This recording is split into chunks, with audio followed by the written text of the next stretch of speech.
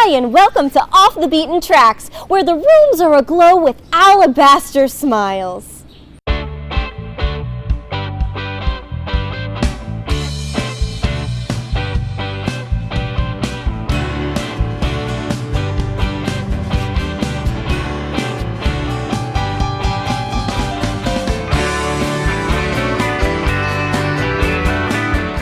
Hi, welcome to Off the Beaten Track. I'm Roxanne, and today we're talking to Blair Packham of the Jitters. Hi, Blair. Hi, Roxanne. How's it going? Good, thank you. How are you? I am very well. Great. I have just spent the last couple of days, as you can see with all these voluminous notes, Yes.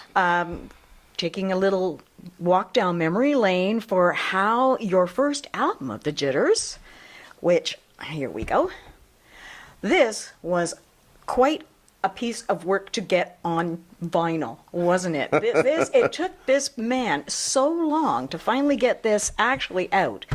I was talking to someone and I mentioned your name, and she said Blair Packham's superpower is he is the most persistent man in the business. Wow. That's amazing. I don't think of myself that way at all. You did 13 versions of Yes. Take Me As I Am. That's true. That is persistent. Yeah, we did. Yes, we Take Me As I Am is a song that predated the band, actually. And, Exactly, And we ended up making a video of it, which we released independently, which got us a lot of attention, which was great. But we kept recording it and recording it and recording it, hoping that we'd get a record deal or something. Because that's what you did in those days. You wouldn't put something out independently, although we did. We put out an independent video. But yeah, 13 different versions, not just remixes, not just, I mean, these are different drummers and different bass players. Well, different bass players, actually, now that I think of it, because it predated the band. Right. So we just kept recording, and finally it came out officially as the B-side of a single. Can't even remember what single it was, actually, but it was the B-side. And that version was different from all the other 12 versions. But it was a terrific video, the original video. Yes, I'm very pleased with the video still, and I'm happy with the attention it got. We didn't know. It was in the early days of Much Music, and a video director came to us, and he said, his name was Scott Eldridge, great guy. He came to us and said, he has a squeaky voice, so I'll imitate him because it'll be funny. Hey guys, wouldn't it be great if we did a video together? And he was a friend of my sister's, and so I thought, I wasn't taking him seriously, friend of my sister's, and he was so squeaky. He said, what we're going to do is, I'll stop imitating him now. What we're going to do is we're going to rent a Cadillac, a convertible, and we're going to drive around and we'll just shoot you guys lip syncing to your song. And I said, no, we're definitely not going to do that, because we felt like we could put more into the video. So we had the song Take Me As I Am, and the point of that video was, especially in the 80s at that time, bands were really put through the ringer in terms of the way they looked, in terms of their image, the brand that they were projecting. And so we made a video about that. Called Take Me As I Am. Hey, this is the way I am, And It's terrifically fun because you try on all these different, the looks of the Culture Club and... ZZ Top. The videos were brand new at that time. So these, visual images of those people, plus Michael Jackson and other people, were indelibly printed on people's brains, So I would dress up as those people and the band would go, no. And then eventually I came out as me, whatever that was, and they were like, yeah. It was a simpler time. It was a simpler time. It's a very simple video, but I'm still proud of it. It was $2,500 to make, plus lunch for the crew. So. I think it's adorable, and of course that video got you high rotation on Much Music, and that led to you moving on to the Q107. Yeah, basically. Everything moved very, very slowly. When you consider that the Beatles went from She Loves You, Yeah, Yeah, Yeah, to A Day in the Life in, 5 years? It's kind of unbelievable to me that we went from forming a band to maybe getting a record deal in 5 years. Yes. And playing a lot of the same songs too. Again, persistence. Yeah, well, that's true. And the amount of producers you went through. When I was going through, of course, our beloved Bob Segarini. Yes, of course, first I demo. believe was the first. Yes, Bob Segarini produced the first demo with the band, 3 songs, and we got a little attention with that. That was great. Got more attention with the video, but that's partly because we had been around for a while, and also because of the novelty of videos. And you were a club act. You were Yeah, definitely a club act, yeah. And then you went through Bob Ezrin, That's right, who had yeah. the next group. And Yeah. then a couple of people I'm not familiar with, Stefan Gelfus. Stefan Galfas, he was known for producing Billy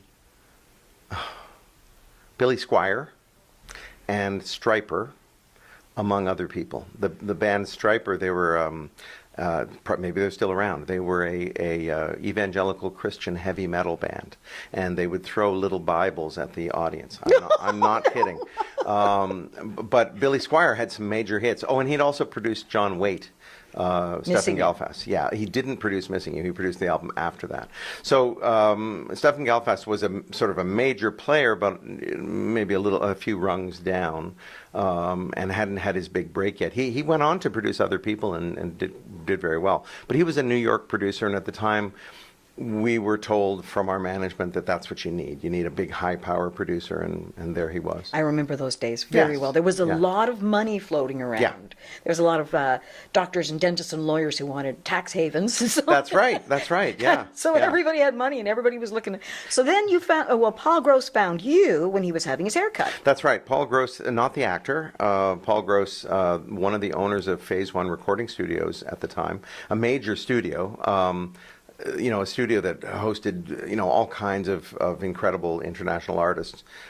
He was having his haircut, and because we had placed in the Q107 contest and came on the radio while he was having his haircut, he was tapping his toe, and he said to the person cutting his hair, "Wow, this is good." She said, "I know these guys," and she introduced us. And Paul said, "I will make a record with you, but we make it my way." And that way, I will feel like I did my best. We'll make it my way because I'm supplying the studio for free. And at that point, we've been together for 5.5 years and without a record deal. And in those days, you needed a record deal to be heard in a wider way. So we agreed to do that. But what it meant was losing our drummer. Because Paul Gross didn't want to work with our drummer. Now, as it happens, our drummer was also going to University of Western Ontario Law School at the time, so he wasn't even available much of the time. So it seemed very convenient, actually, to have a session player rather than David Steinberg play drums with us.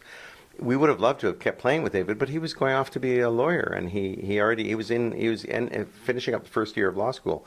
It's not like he was going to quit to come back and be with the band if we got a record deal. He wouldn't have done that. But funnily enough, I remember in those days, because same thing happened to us. Mm-hmm. It was a thing that they would say, "Oh no, we have to get a session drummer." Yes. I don't know why. Every band that I talked to, the same thing happened. Well, yeah, record companies like to do that.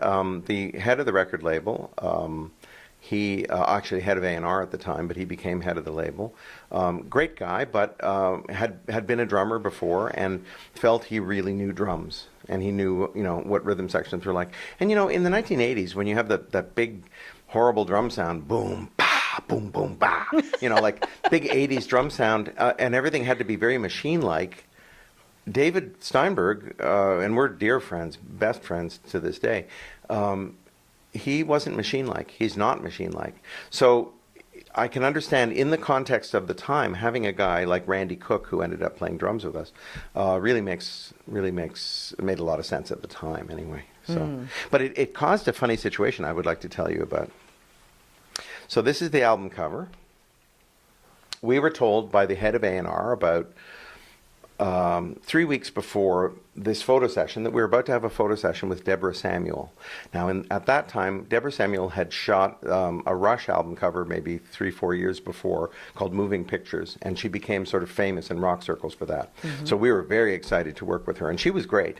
But nobody said anything about album cover. They just said photo session. And then as we're leaving, the head of A&R says, "And by the way, we see you as a 5-piece rock band, a classic 5-piece rock band." And we were like, "Yeah, but we're a classic 4-piece rock band." And he said, "Yeah, but we see you as a classic 5-piece rock." And I'm thinking, what does the fifth person do? Like, does he play kazoo, or what are they going to do? And he said, "Definitely a keyboard player." It's the 80s, so you needed to put those cheesy keyboard horns Yeah. on top because that was the law at the time. That was the law of the 1980s. That's why I had to buy a Poly 6. There you go. There you go. So we enter into this having fired this guy. This is David Steinberg, and knowing that we need to have another person. So because we didn't take it very seriously, we got this guy. He doesn't play a musical instrument at all. He's this guy's brother, and so he's just standing there in the photograph, and we thought it was really funny. It is funny. But I didn't know it was the album cover till I got home from a promo tour, and my manager said, "Here it is." And I'm like, "Paul Greenberg is on the album cover." And he said, "Yep." So, yeah, so Paul Greenberg went on to be a writer for, I've forgotten his name now. He's written for the Emmys, he's written for the Oscars, he's a television writer now, and he's been on episodes of Curb Your Enthusiasm and so forth, so arguably he's done much better than we ever did. But I don't think it had anything to do with his album cover. So the version of Last of the Red Hot Fools that you did for this, Yes. that was a remake of the one that you had used to win the Q107 Homegrown. Yes. Now, we didn't win, by the way. That's No, the you thing. were- you Yes, placed. we shared third place, and but over time, because we were the only band that got a record deal, it turned into you won the Q107 Homegrown contest. But I have always thought, no, we didn't win. We shared third place. But yeah, we recorded a version of Last of the Red Hot Fools for that recording, and then when we started working with Paul Gross for this album, he wanted to do a new version. Our idea was we wanted to turn the sort of typical dynamics of a pop song on its head, or on its head, and that would mean the chorus would be small and the verses would be big. Paul didn't quite agree with that. He said, no, choruses have to be big. So that the version that's on this album, the one that became a hit, reflects that. It has really big vocals, and and it's the chorus is as big or bigger than any part of the rest of the song. So yeah, we recorded a new version for this album. There were several hits off this one, and I thought one of the great stories was about you and, was it Matthew, sitting in a bar and hearing and watching the Edmonton Eskimos? Yes, Edmonton Oilers, actually. Edmonton Oilers. Yes. Sorry. Yeah. They used Closer as Closer every day, yes, as their theme song. Every time they hit the ice, they'd score a goal. If there was call in play, anytime the whistle blew, they'd play Closer every day. That's fantastic. And the record label actually sold, I think they ultimately sold 7,000 singles, just having people outside the arena walking around selling the song, which is great. It's terrific. It must have made you feel incredible, though, to be watching a hockey game and there's my song. Yeah. Well, at that point, though, we were getting jaded, and we did get jaded. We actually did. It's amazing how quickly the feeling of elation that you have when you hear your song on the radio, how quickly it goes away.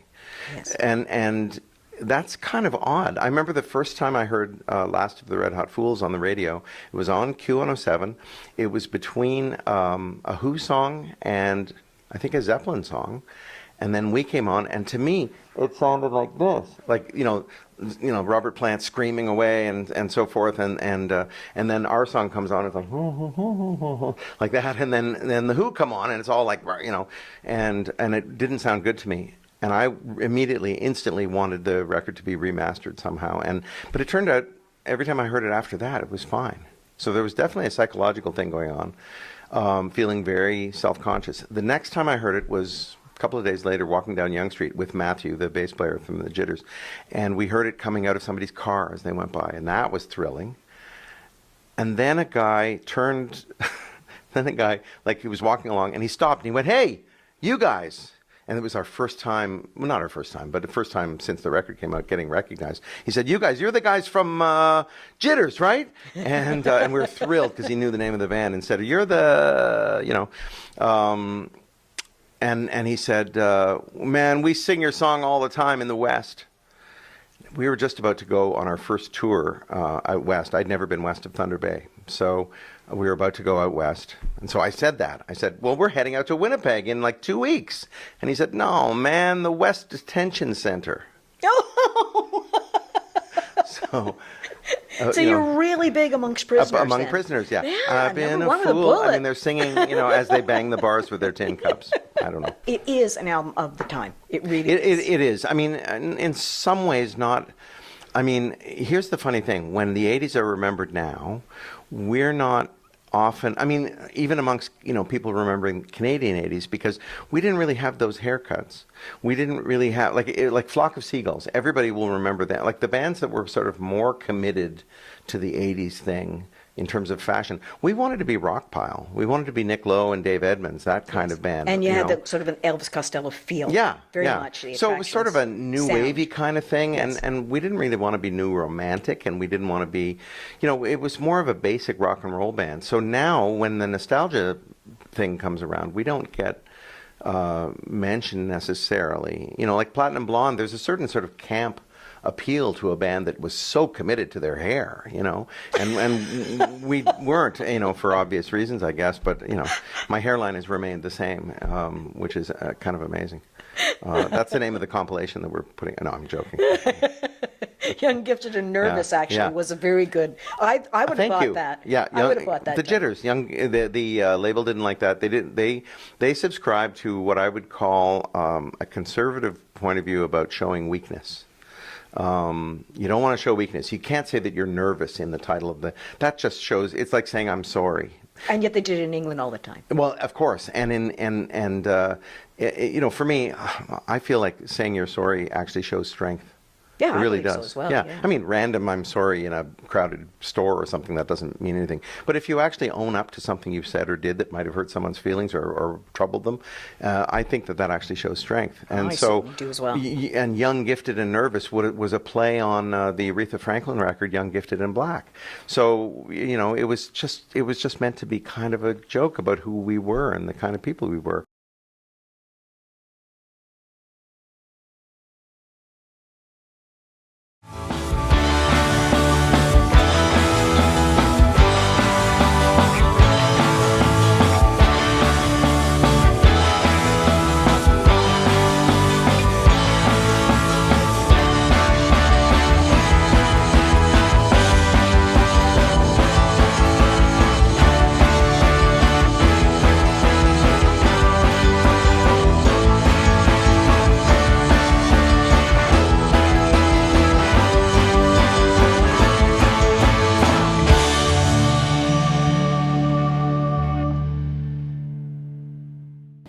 If you work in a morgue, you should never cut corners. Get it?